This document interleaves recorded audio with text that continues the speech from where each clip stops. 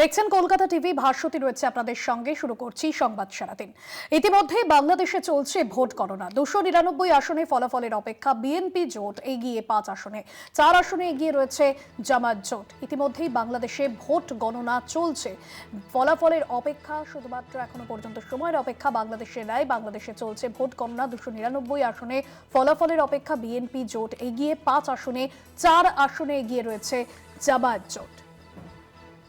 আমরা দেখেছিলাম যে 2024-এর 5ই অগস্ট যখন হাসিনা তিনি বাংলাদেশ ছাড়েন এবং যে গণ অভ্যুত্থানের মধ্যে দিয়ে এগিয়ে গিয়েছিল বাংলাদেশের রাজনীতি, এবং তারপর একাধিক প্রেক্ষাপট এসেছে, বদলেছে। মোহাম্মদ ইউনূসের অন্তর্বর্তী সরকার, তারা ক্ষমতায় এসেছে। তবে এই অন্তর্বর্তী সরকার আসার পরে যে আজকে জাতীয় সংসদ নির্বাচন শুরু হয়েছে, এবং জাতীয় সংসদ নির্বাচন, অন্যদিকে জুলাই শরৎ নির্বাচন, যেখানে 299 আসন এবং এখনো পর্যন্ত যে ফলাফল, বিএনপি জোট এগিয়ে 5 আসনে, 4 আসনে এগিয়ে রয়েছে জামাত জোট। বিএনপি জোট এগিয়ে রয়েছে 5 আসনে।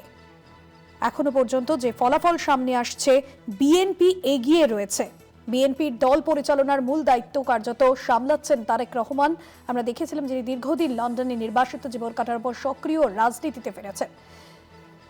এখনো পর্যন্ত যে ফলাফল, বিএনপি জোট এগিয়ে রয়েছে 5টি আসনে। আমাদের মুখ্য রাজনৈতিক বিশ্লেষক জয়ন্ত ঘোষাল রয়েছেন আমাদের সঙ্গে ফোন লাইনে। জয়ন্তদা, বিএনপি যে আদর্শ নিয়ে চলতো, যেখানে জাতীয়তাবাদ, অর্থনৈতিক উদারনীতি এবং দুর্নীতি বিরোধী অবস্থান, এই বিষয়গুলোর জন্য, এই আদর্শগুলোর জন্য কি মুহূর্তে তাদেরকে এগিয়ে দিল আজকের এই ফলাফল? এখনো পর্যন্ত সমীক্ষা সেটাই বলছে, ফলাফল এখনো পর্যন্ত যে সামনে আসছে। দেখো, মানে এখনো যা ফলাফলের যে ট্রেন্ড, তাতে বিএনপি এবং জামাতের মধ্যে কিন্তু এখনো একটু হাড্ডাহাড্ডি লড়াই আছে। বিএনপি একেবারেই এগিয়ে গেছে মানে এখনই বলাটা অবৈজ্ঞানিক হবে। তবে এটা ঘটনা, তুমি যেমনটা বলছো, আমি তোমার সঙ্গে একমত যে বিএনপি সঙ্গে ভারতের দিক থেকে বিএনপি তুলনামূলকভাবে, যেহেতু আওয়ামী লীগ নেই এখন পুরো নির্বাচনী প্রক্রিয়াটাতে, সুতরাং নৌকো নেই। নৌকো তো আওয়ামী লীগের প্রতীক, নৌকোহীন ভোট।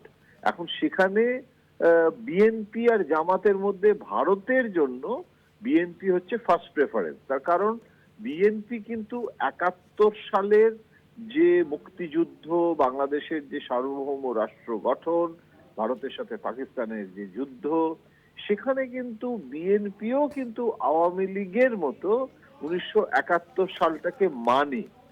জামাত কিন্তু অনেক বেশি।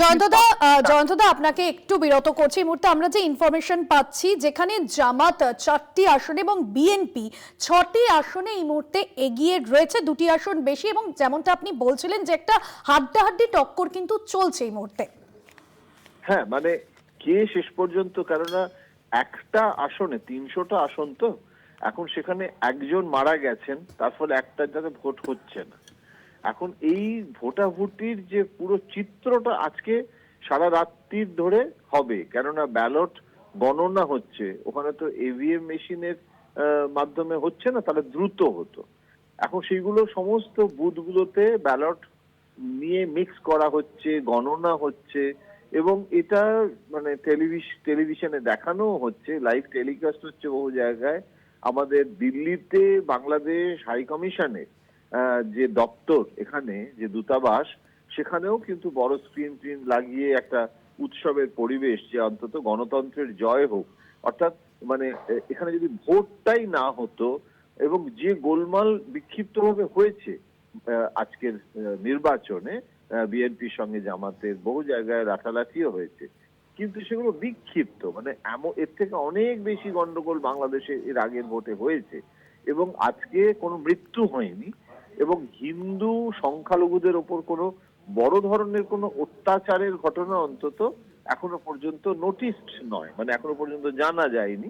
সুতরাং বাংলাদেশের এই রকম ভাবে যদি নির্বাচনটা কালকে সকালবেলায় যেটা ঘোষণা করার কথা বাংলাদেশের পক্ষ থেকে, বাংলাদেশের যে সময়, সেই সময় অনুযায়ী সকাল 6টার সময়, এখন সকাল 6টা পর্যন্ত এই গণনাটাতে তুমি যেমনটা বলছো যে একটা হাড্ডাহাড্ডি, একটা ফটো ফিনিশ রেজাল্টও হয়ে যেতে পারে।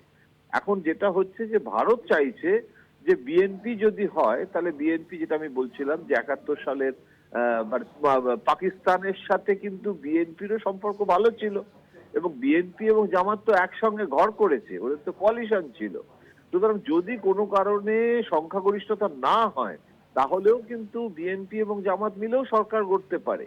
সেই কারণে ভারত খুব কশাস আছে, খুব নজর রাখছে পরিস্থিতির ওপরে, এবং ভারতের বক্তব্যটা হচ্ছে যেই আসুক বাংলাদেশে, এটা বাংলাদেশের অভ্যন্তরীণ রাজনীতি, আমরা নাক গলাচ্ছি না, যে আসবে তার সঙ্গেই প্রধানমন্ত্রী নরেন্দ্র মোদী তাকে শুভেচ্ছা বার্তা পাঠাবেন, হ্যাঁ, এক্স হ্যান্ডেল হবে, তার জন্য সব প্রস্তুতি প্রাইম মিনিস্টারের অফিস থেকে তৎপরতা রয়েছে, এবং একটা ভারত এবং বাংলাদেশের দ্বিপাক্ষিক সম্পর্কটাকে এগিয়ে নিয়ে যাওয়া, সে যেই আসুক না কেন।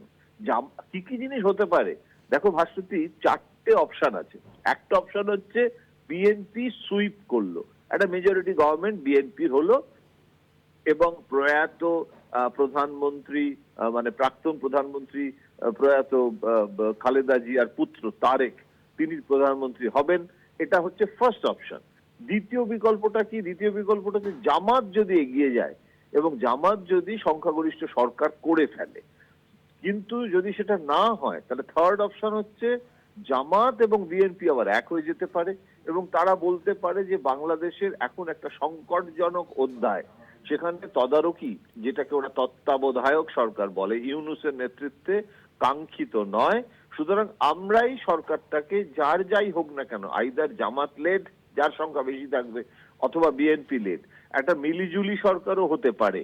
এবং ফোর্থ অপশন, সেটার সম্ভাবনা কম, কিন্তু ফোর্থ অপশন রয়েছে, এবং মার্কিন লবিরও তাতে একটা ইন্ধন ছিল একটা সময় পর্যন্ত, যে যদি সকলেরই কোনো মেজরিটি না হয় তাহলে একটা ন্যাশনাল গভর্নমেন্ট ইউনূসের নেতৃত্বেই রাখা, এবং ইউনূসের নেতৃত্বে রেখে সব দলগুলো তাতে যোগ দেবে, এমনকি ছাত্র যে সংগঠন, ছাত্র যে দল এনসিপি, তারাও সেখানে জয়েন করবে, করে একটা গভর্নমেন্ট করে আবার কিছুদিনের জন্য সেই সরকারটা চালিয়ে আবার পুনর্গণনা, অর্থাৎ আবার একটা রিভোটিং। কিন্তু আমার মনে হয় না যে এই ফোর্থ অপশনটা বাস্তবসম্মত, এবং ভারতের কাছেও এটা হচ্ছে যে গণতান্ত্রিক ভাবে এখন যদি নির্বাচিত হয়ে যায় না, অর্থাৎ বিএনপি অথবা জামাত কেউ একজন সুস্পষ্ট ভাবে যদি হয়, ভয় যেটা রয়েছে, জামাত যদিও বারবার এখন বার্তা দিচ্ছে যে আমরা ভারতের সাথে সম্পর্ক চাই, আমরা মৌলবাদী লাইন নিচ্ছি না, আমরা পাকিস্তানের সাথে ওই রকম সম্পর্ক করছি না, কিন্তু এটা তো অস্বীকার করা যায় না যে সংখ্যালঘু হিন্দুদের উপর যে অত্যাচারের ঘটনা হচ্ছে বা হয়েছে। পাকিস্তানের আইএসআই চিফ কিছুদিন আগে ঢাকা সফর করতে চলে গেল, পাকিস্তান সেনা বাংলাদেশ সেনাকে নিয়ন্ত্রণ করার চেষ্টা করছে, এমনকি করাচি এবং ঢাকার ফ্লাইট চালু হয়ে গেল, শেখ হাসিনার সময় তো সেটা কোনোদিন ভাবা যায়নি। সুতরাং এই যে পাকিস্তান এবং চীন একটা অক্ষ রয়েছে, Jio strategic position of Bangladesh is very sensitive. এই পজিশনে ভারতের পক্ষে এখন বাংলাদেশে একটা মৌলবাদী শক্তির উত্থান আমরা চাইবো না, কিন্তু আমরা চাইবো যে যেই আসুক সরকারে, বি দ্যাট অ্যাজ ইট মে, ভারত বাংলাদেশের সঙ্গে সেই দ্বিপাক্ষিক কূটনৈতিক সম্পর্কটা রক্ষা করে এগিয়ে যাওয়ার চেষ্টা করবে প্রতিবেশী রাষ্ট্র হিসেবে। ধন্যবাদ জানাবো আপনাকে জয়ন্তদা।